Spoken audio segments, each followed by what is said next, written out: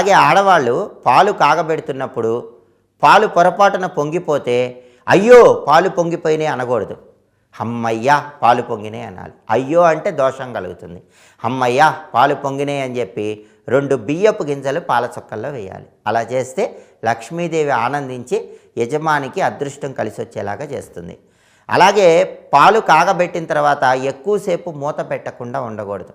వెంటనే మూతలు పెట్టుకోవాలి.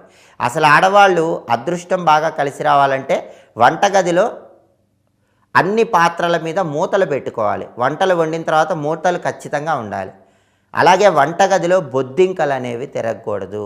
ఏ ఇంట్లో అయితే వంటగదిలో బొద్దింకలు తిరుగుతూ ఉంటాయో ఆ ఇంట్లోకి జ్యేష్ఠాదేవి దరిద్ర దేవత ప్రవేశిస్తుంది. కాబట్టి వంటగదిలో బొద్దింకలు లేకుండా ఆడవాళ్ళు జాగ్రత్తగా శుభ్రంగా ఉంచుకోవాలి.